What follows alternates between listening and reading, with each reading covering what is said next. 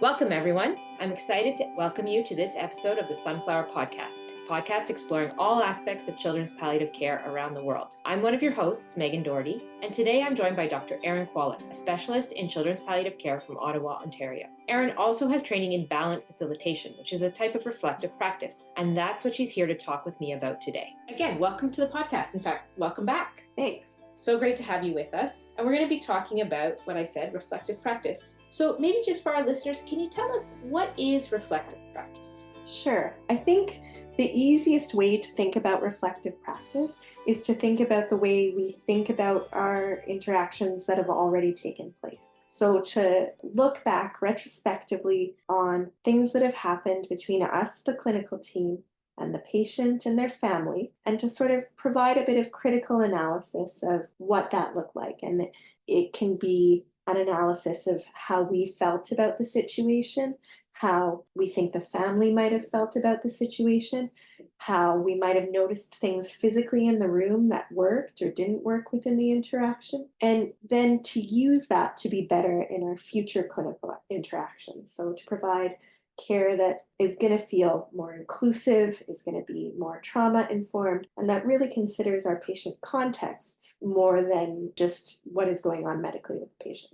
Got it. So it's about often after the encounter, just sort of thinking back, why did things go like that? How could I improve on what I did? Or if things didn't go well, why? And, what would I change for next time? Yeah, I think that's a good summary. I think what's important to know about reflective practice is that while reflective practice can be really important when things haven't gone well, it can also be really useful for a clinical team or a clinician when things have gone well and when there's a lot to be learned from successes in an interaction.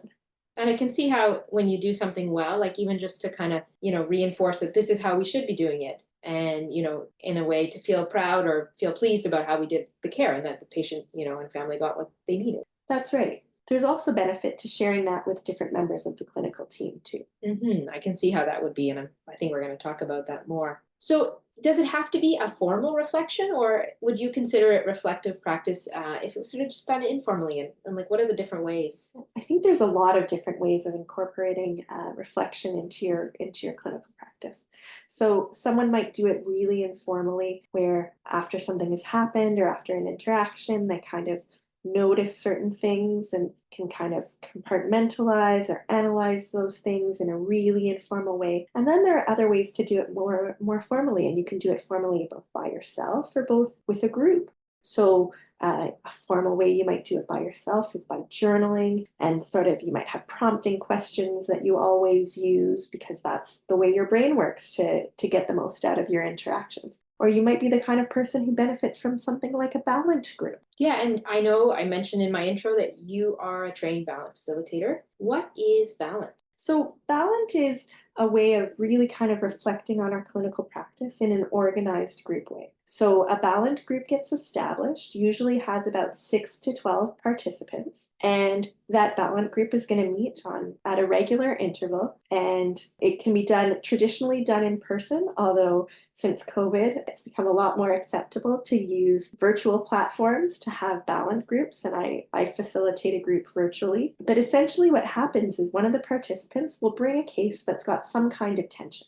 And sometimes it can be related to the management of a patient, or it can be related to like the medical management, or it can be related to decision making, or it can even be with a colleague. They just bring a situation that happens in a medical environment where there's tension. And then they explain the situation, and then the group has an opportunity to ask clarifying questions. So the group has a couple of minutes to kind of fill in the blanks because the group doesn't know these patients and doesn't know their families. So they get the information they kind of need in order to provide reflection. But what's really interesting about the next part is that the person who's presented actually takes a step back and is completely silent while the group does the work. So the group might think about different players and how they might feel about a situation. They might recognize different emotions, like maybe you feel guilty about this, or maybe those might be things that the presenters never thought about. And then towards the end, the presenter comes back in to offer some additional reflection. But a really important thing is there's no solution in a Balint group. So it really is about reflection, taking the work the group does, and then individual members are able to do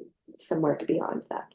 Interesting that you said they have to bring a case with tension. Kind of goes against the idea that they, you can have cases that are perhaps always, that have positive outcomes. Yeah, I think it's just the way the method has been established and certainly I think there's a bit more meat in reflection. It's a bit juicier where there is tension. But I think what's important is that a solution is not offered, and the goal is not to solve the tension, but just to explore the tension and to understand why we feel the way we feel. That's very interesting. You'd also mentioned about informal, like journaling and perhaps having prompts which formalize it a bit. What are some other informal ways you've seen people do reflective practice? It can be as informal as an instructor or a staff physician sitting down with learners after a clinical interaction. So it might feel a bit more formal if you're the learner in that case, but even just a staff asking a learner, how do you think that went? What do you think was successful in the room? What did you notice in the room? What did you feel in the room? Did you notice when the grandmother made a comment, how the tone of the room changed? Because I think all the members of our clinical team can offer a lot to reflective practice. I think for some people, it really can be something they do, they incorporate as they do other things in their lives. So it might be something someone does as they run every morning before they go to work. They reflect on their interactions from the previous day. Maybe they're a bird watcher or an artist, and part of their art is informed by their reflection on their practice. So it can kind of come in so many different forms. Yeah. Super interesting. And how would you say it's improved your clinical practice? I think it's improved my clinical practice in that it gives me the opportunity to sort of appreciate different perspectives in my clinical interactions. I think for a lot of people who are members of the clinical team, it's very easy to take on other people's vulnerabilities or other people's emotions. And this gives me the opportunity to process the emotional tone of an interaction in order to modify the way I care for a particular family, the way I practice with other families, if I identify things I've done that might influence a family's vulnerability or a family's distress, and also gives me the opportunity to recognize what other people are bringing into the room to not take so much of that on myself. And for me, that's a really important part of resiliency in palliative care.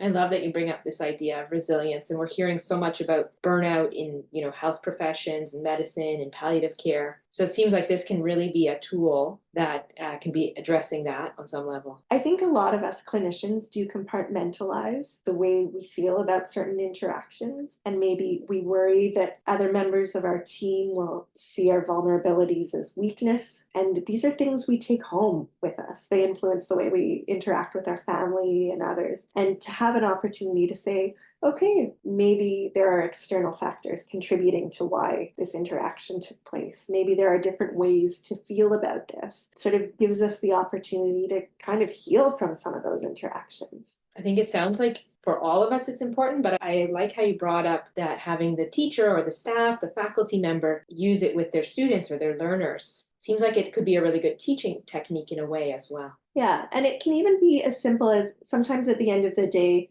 I'll have a learner sitting with me and I'll go, okay, what are our glows and grows from the day? What went really well today? What is the thing that's going to be a learning opportunity for us? And to just not talk about it beyond that, but to say, okay, this is what happened. And it also gives learners the opportunity to acknowledge their own feelings about interactions during the day. Yeah, and I love that you brought up glows and grows. I use a similar technique. I call it plus delta. So plus being the things that went well and delta being the things that you want to change. I think it's important that we do highlight on those glows or those plus things that we felt went well, so that we keep practicing them. I assume that's part of the reflective kind of cycle as well. Yeah, and I think even there are opportunities to say, okay, that works really well for that family. How do we move forward and make more families have positive interactions with our team? How do we reproduce the emotions that were in the room today? How do we reproduce a learner's success with a family that maybe is a bit more open to palliative care support versus a family that's a bit more resistant to our intervention? And you talked about the Balint groups. How do you become a Balint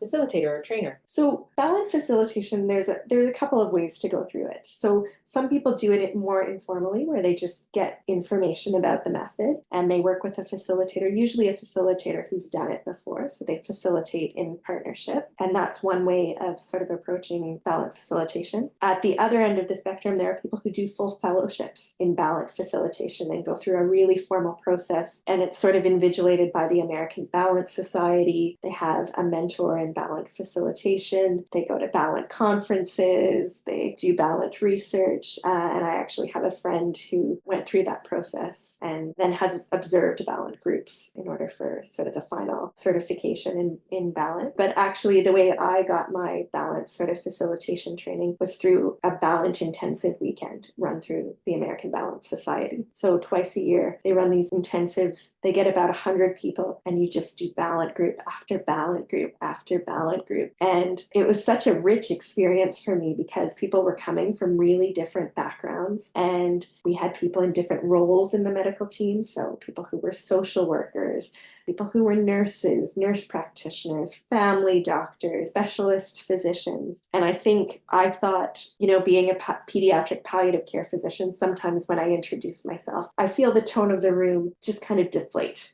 Because people think it's such a sad thing. But I had a group that was so open to hearing about my experiences and that really seemed to value my contribution and my reflection. And while it is not formally a therapy, a recognized sort of psychotherapy, I found it really therapeutic to get other people's perspectives on some difficult clinical encounters I'd had. And that goes back to that building resiliency, the self-care as a way, of giving us that strength to keep going and keep caring for our patients, even when it can be, really challenging, some of these interactions that we have. Do you have any examples? How could this play out with like an actual clinical case? I know you were sharing a bit before. Well, if we think about a case, for example, and I'll give you a case that's not a pediatric case, so not something I have personal experience with, but let's consider a woman who's pregnant and who's using substances during her pregnancy that might be harmful to her fetus. And her medical team, the team looking after her, whether it's her family doctor, her obstetrician, even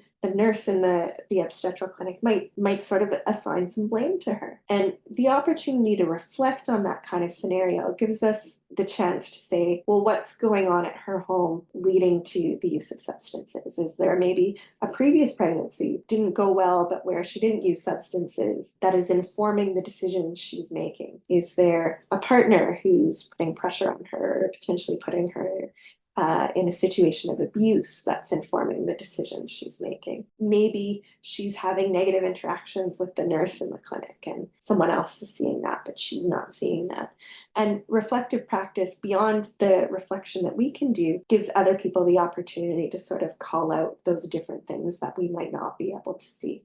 That seems like a really good example, really concrete of how it sort of plays out in a situation, how you could run it through a Balint group. Are there other like structured ways of doing reflection? Well, if you consider like something like Gibbs' reflective cycle, which is an established sort of framework for reflection. It's kind of got 6 different phases. So description, where you describe the event, actually kind of take those really objective points of a case. Then a feelings sort of stage, where you examine how you felt, how others might have felt, how the patient might have felt. An evaluation, what does that mean in the context of the patient, in the context of the clinical care you provide. An analysis, so like a more in-depth exploration of that. And then a conclusion, to really think, how did that end? How could we be better in this ending part of it? What is the result from sort of moving through that process, and what has happened? And then an action plan. So it's kind of where Gibbs and something like Balint differ, is to really have that deliberate decision of how do we move forward with this having happened. Yeah, and I can see that coming from the Gibbs cycle, because it's coming from a medical education standpoint of, how do we have a concrete action for our learners, perhaps after they've done this cycle of reflection. And what about thinking about reflective practice in palliative medicine? We've spoken about it in, sort of general healthcare terms, but any unique or specific ways it applies or is useful in palliative care? I think because of the vulnerability of our patients and their families, there's often a lot of emotion in the room. And sometimes some clinicians, and I don't want to say specialist palliative care clinicians necessarily go through this, but it can be really uncomfortable. And I do find there are times I'm in a room and things are uncomfortable for whatever reason. And so where there is that discomfort, the ability to recognize that that discomfort is present, that other people in the room might have felt that discomfort, and then to reflect on what caused that discomfort gives us the opportunity to better care for other families that we're working with in the future. So it can really, really help us in palliative care where,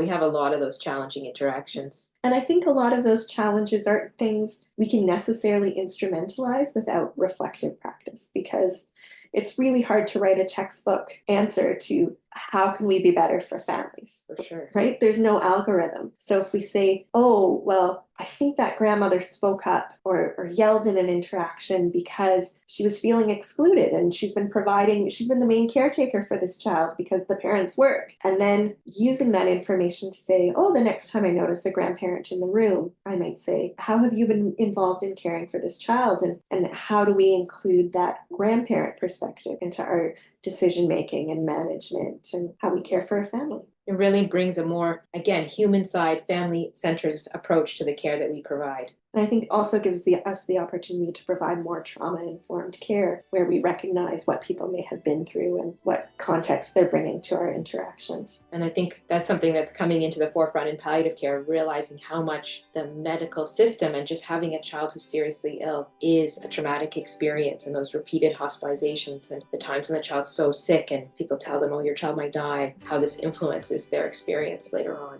Well, thank you, Erin. It's been fantastic to talk with you and learn more about reflective practice, something that's quite new, I'm sure, to myself and a lot of our listeners. And hopefully we'll have you back on the podcast again soon. For a third time. Thanks. Thank you for listening to this episode of the Sunflower Palliative Care Podcast. These podcasts grew from the seed of an idea as we talked with our colleagues in the Sunflower Children's Network. The Sunflower Children's Network is an initiative of Two Worlds Cancer Collaboration, which focuses on children's palliative care. We hope to build a world where no child suffers from serious health-related suffering. To learn more or to donate, please visit twoworldscancer.ca.